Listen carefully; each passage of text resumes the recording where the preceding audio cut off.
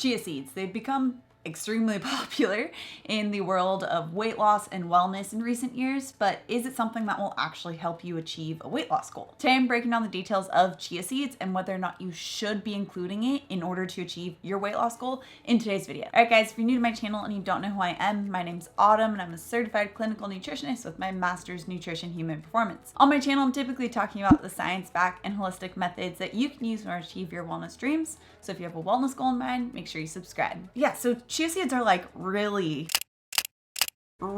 trendy right now. They're having a kale moment. I mean, chia seed pudding, chia seed water, chia seed in smoothies, chia seed toppings. I missed my finger there. These little guys are literally everywhere now. So let's first take a look specifically at chia seeds and the merits or possible merits that it has. 2 tablespoons of chia seeds has around 7 grams of fiber, which is a ton, especially when considering that's roughly a quarter of what's generally recommended for your fiber needs minimum. It has 1 gram net carbs, 6 grams fat, and a lot of that comes from the omega-3 fatty acid ALA, not to be confused with DHA and EPA, which is a separate story. And it's roughly 3 grams of a plant-based protein. They also contain a pretty sizable amount of calcium, magnesium, selenium, and iron. So it's clearly pretty nutrient dense for these little chia seeds. And you can see why some people don't even view it as a food, but more of as like a supplement. But what about for weight loss specific? So if you have a weight loss goal, are chia seeds really going to be the best option? And with any weight loss goal, ultimately the real goal is that we want to increase fat burning. We don't want to be losing muscle mass. We don't want to be losing just water weight. We want to be actually tapping into fat burning mechanisms. This means allowing your body to naturally tap into its own fat stores. And physiologically speaking, in order to even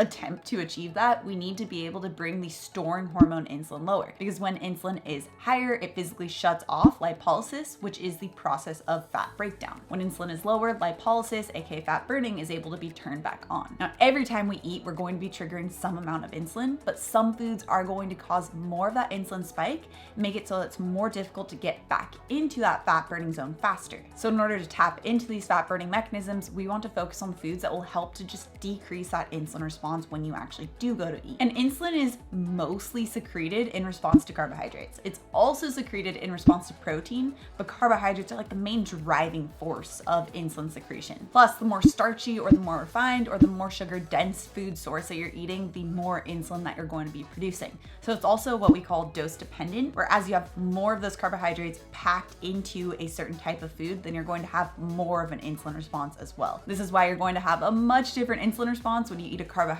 like broccoli versus a refined grain or mac and cheese. So if we're looking at chia seeds' impact on insulin, it's pretty minimal. First, it's naturally very low in carbohydrates while also being very high in fiber. Especially for weight loss, we want to be looking at the types of foods or the types of carbohydrates that have a better carbohydrate to fiber ratio, or at least that are going to be lower glycemic. This helps to slow the release of the glucose into the blood supply and therefore minimize the response of insulin. Not to mention, chia seeds also contain a bit of protein and fat, which are hugely important when it comes to having satiety, aka our sensation of feeling full or satisfied after a meal, which, contrary to popular belief, we don't want to constantly feel hungry when we're looking to achieve a long-lasting weight loss goal. We need to be triggering these satiating hormones, peptide YY and CCK, that are secreted in response to protein and fat, so that we aren't snacking throughout the day and so that we can achieve those dips in insulin in between meals and allow our body to tap into fat burning. Not to mention all the great gut healing benefits of those gaps between meals, the whole video that you can check out on it right here if you're interested. And insulin is secreted every time we eat. So therefore, if we're able to get those gaps between meals because we are feeling satiated, that means that we're eating less frequently throughout the day and we are having less of those spikes of insulin throughout the day as well, and less of those times that our body is shifted out of lipolysis. Now, the chia seeds with the protein, the fat, and the fiber all are really great factors to contribute to your diet or to your meals if you are looking to achieve a weight loss goal, but what you're pairing those chia seeds with also really matters. For example, if you make a chia seed pudding that's loaded with maple syrup and topped with some type of sugary granola, then even though the chia seeds are going to contain those satiating components and that fiber component, you're still adding on a lot of sugar that's going to cause that increased release of insulin. It might be buffered a bit from the fiber that's in the chia seeds, but you're still going to be getting that increased insulin response as a result of the increased sugars that you're adding onto the chia seeds. And this is a really common mistake that I see often in a lot of these like trendy smoothie shops, they'll have these like grab and go type of chia seed puddings you can get where the second ingredient is maple syrup or the third ingredient is maple syrup. So you kind of don't really get the benefits from those chia seeds when you're having something along those lines. On the other hand, if you add those 2 tablespoons of chia seeds to, let's say, Greek yogurt, or even a high quality sugar-free plant-based yogurt that has some protein added in, or some type of low sugar smoothie, like a lot of the ones that I'm making all the time, like this one and this one, and this one, then those chia seeds are going to work with the other ingredients that are already also stimulating those satiety hormones. I personally use chia seeds pretty much every day.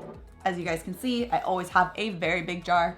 I need to get some more. I add them to my smoothies, to my Greek yogurt bowls. And then of course I make chia seed puddings. I also use chia seeds in a lot of the break fasts in the complete intermittent fasting bundle because it is really great at improving satiety. Chia seeds are a great addition to ensuring that you are getting that satiety and getting those breaks between meals, but you do need to make sure that you are pairing it with the right types of foods that are going to further boost the benefits of chia seeds and not fight against those benefits. Now, if you're looking for a recipe to test out the use of chia seeds, I have a really great option that you can check out right here. Also, if you're new to my channel and you love this science-backed information, make sure you subscribe right here. Come out with new videos every Tuesday and Thursday. All right guys, thanks so much for tuning in and I'll see you in my next video.